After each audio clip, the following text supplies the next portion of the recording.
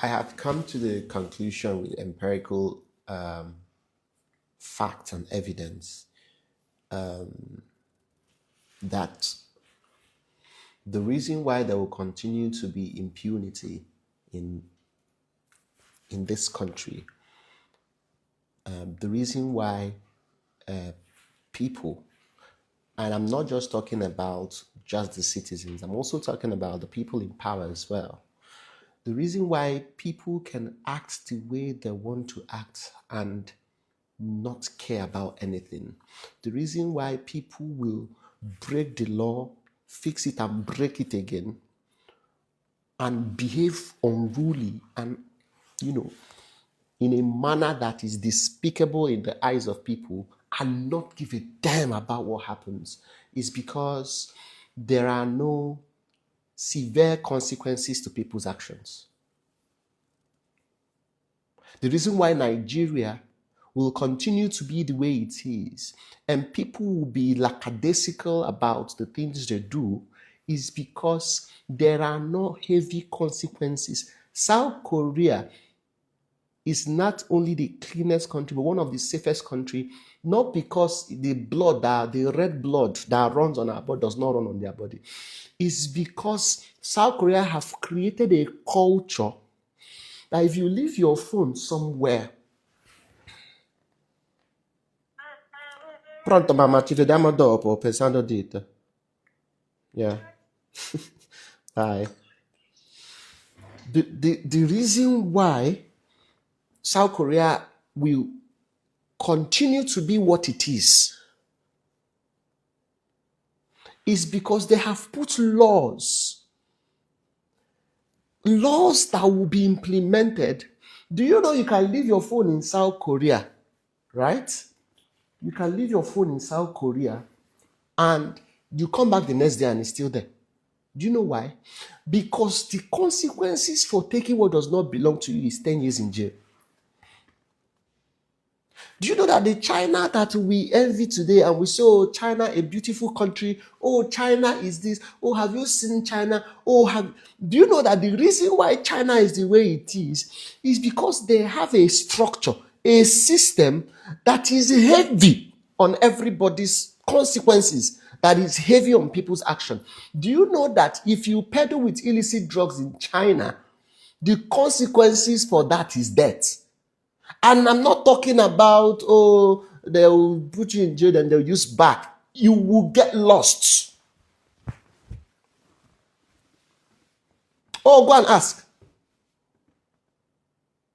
Do you know that the consequences for taking what does not belong to you in China, the consequences for corruption, be you who, from the federal level down to the peasants, for the consequences for corruption is death.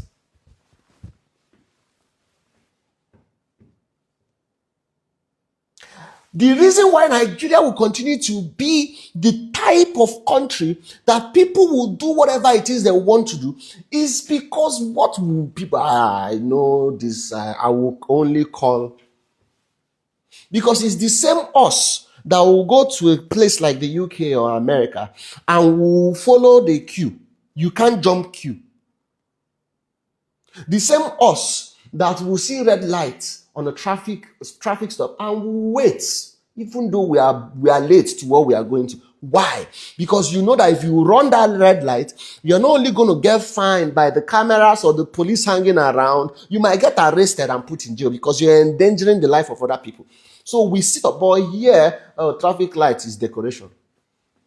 What will happen?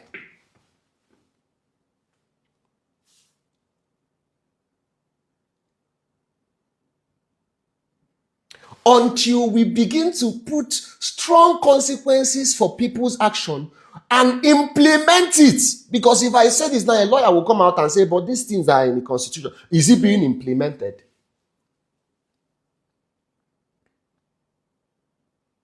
Until we begin to do it, we are not serious as a country. The conversation is still the fact that we are lackadaisical as a country. After all, who is Nigeria competing with? That's the problem. We are too relaxed as a country. That is why some African countries have overtaken us. We think, oh, we are giant of Africa. Oh, aside from some industries and sectors that are making us proud, like the entertainment industry, the sports industry, every other thing is waiting, make it just be like, say, the reason why the US is sitting up now and is doing what they are doing with their economic policies, is because they have a serious competitor, which is China. They can't sleep because those guys are not kidding. The reason why you see Saudi Arabia doing what they are doing now, pushing things, opening up their borders, opening up tourism, saying women can drive, doing all that, is because of what Dubai is doing.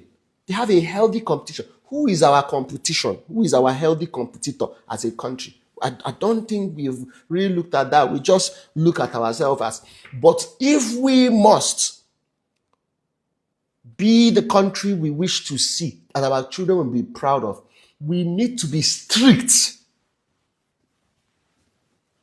on the consequences of people's action, both on the federal level, both people in government, both people, because it's in the hands of the poor man that power, that law works. Oh yes. Because who does he know? What is he going to? But a big man, no, Oga, why you do that thing now? Because he's carrying big jeep. Let a small keke break law, you will see how they will double standards in the same country.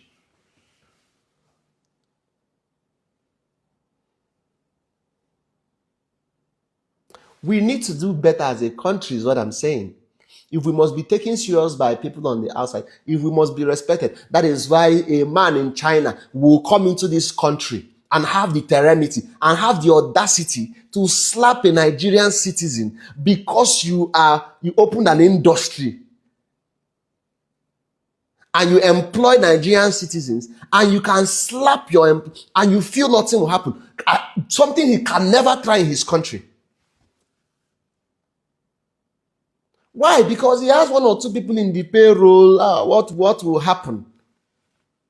That is why people will come into this country, even though I have seen the police do good jobs with some of them that try to think that they can come into this, because they have a perception that Nigeria is where you come and misbehave. I mean, that I will give a little credit to the police, because I have seen some of them dealt with in a way that they didn't expect. You have a perception that once you come into Nigeria, you can do anything and get away with anything, and you will behave in an unruly manner as an outsider, something they know they cannot do in their country. We need to start putting these policies in place. And for our young people, we need to start taking giving.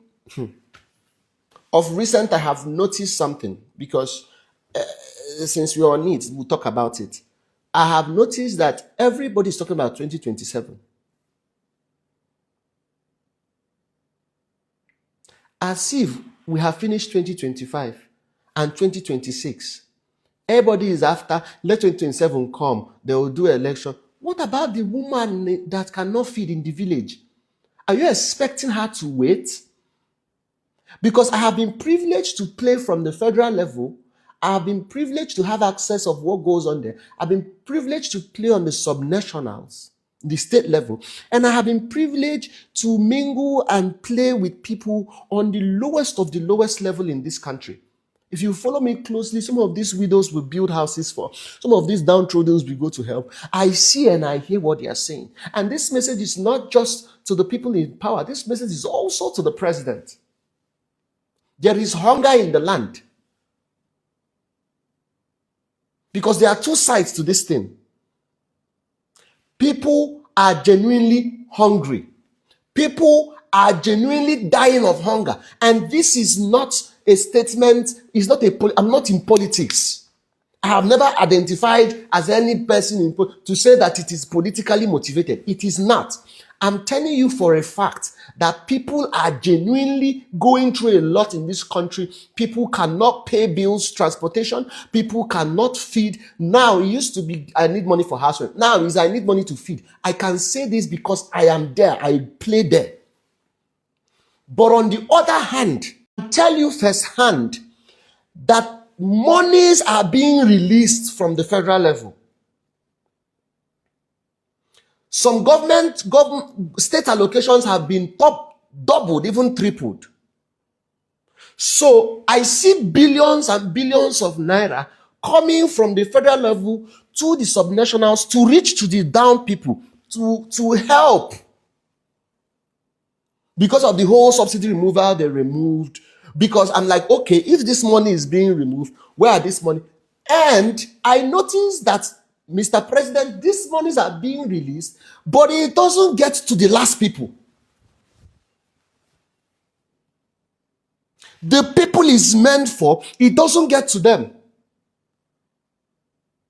Okay, one of the things I found out is that there is student loan. I didn't even know that there is student loan. They have made access for that for most students in Nigeria. How many of you have access to that? Why are you not holding your VC accountable? We need to start asking questions and stop looking at one side, because one of the office of the citizen of this country is to hold your leaders accountable, and not just only from the presidency, but starting from the ward chairman. Anybody that is holding public office, from the ward chairman to the local government chairman to the governor to the minister to your House of Rep members to your senator down to your president, you have authority to demand to see them and have access to them. So if all these monies are being released to help solve the poverty problem, to help deal with all those things, what happens to that money in between and it doesn't get to the end?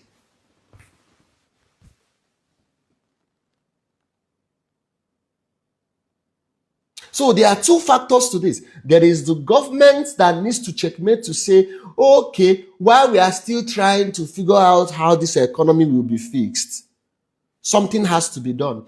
There is that. But the ones you're releasing to the people that is meant for, is it getting to them? And everybody is talking about 2027. What about the market woman that cannot stock up her shop? What about the boy that cannot go to school now, today?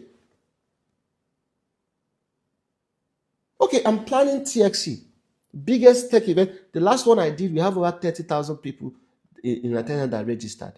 Now we are doing 50,000 capacity here in Abuja. We are giving almost 1,000 laptops to help SMEs and people in tech, 250 million in grants, 250 million in training scholarships. And it's just me, one person. And there are people I know that have been given resources to deal with these things, to handle some of these unemployment problems, to deal with some of these major economic issues we are having, major, the decay that is happening in the society, but yet they make sure that it does not get to the right people. We need to wake up and we need to make sure that we say things as it is.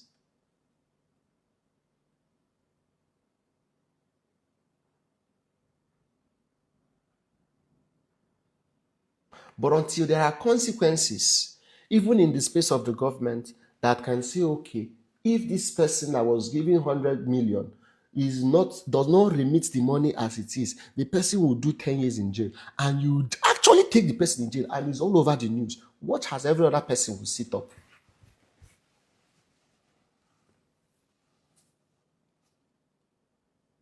It breaks my heart, to be honest, because I'm one that don't believe in too much talk. I honestly believe in action. That is why you see me, I don't talk much on social media. There are people that is their job, they are activists, they are the ones that are supposed to raise these concerns. I see most of them and I commend what most of them are doing. But my life is designed to fix. I don't know how to talk too much. I fix. Okay, there's water problem here. What can I do with my little capacity to fix this thing? While we are waiting for everything to be perfect from the side of the government, what can we individually do? That is why my own quota is what I'm trying to do. And until we start holding people accountable, until we start holding the government accountable, until we citizens start holding ourselves accountable, we will not see the Nigeria we desire. Why Dubai will continue being what it is and even more is because there is a vision. What is the vision of Nigeria? What's our vision? No, I'm asking, what is our 100 years vision?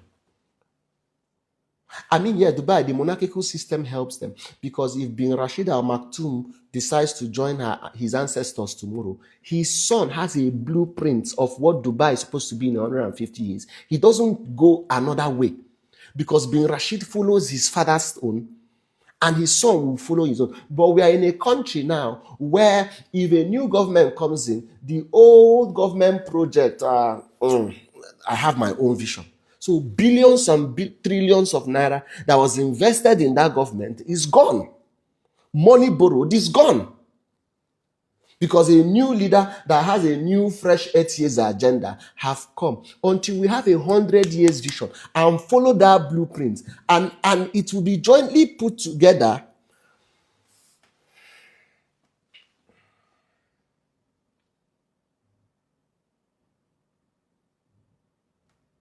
God will help us. You know what?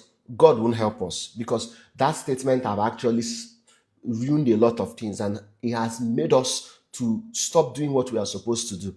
I think God has done the best he can by giving us a good land, green land. South Korea is a $1.8 trillion economy. They don't have any natural resources, no mineral resources.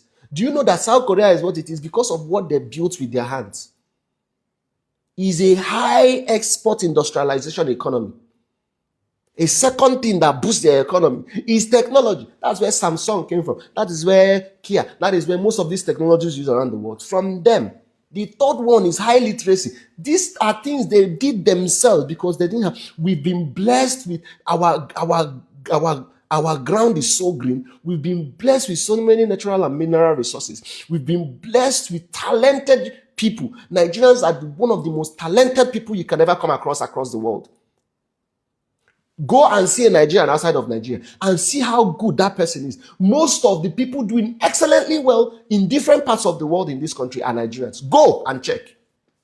So what is that thing that somebody here will be doing and they are not appreciated? And once they step out of the shore of this country, they are being appreciated by the rest of the world. With all these blessings, we have refused to harness and to nurture and to stay together as a country, united to say, okay, we might be from different tribes, we might be from different, but we are being held by this one thing. This is our passports that holds us together. This is our national anthem that both Hausa, Yoruba, Igbo, everybody. Why can't we come together and harness and say, okay, let's have one vision for the country? This one is not because it's our turn to do. No, let there be one vision. And this vision will capture everybody. Everybody's regional development.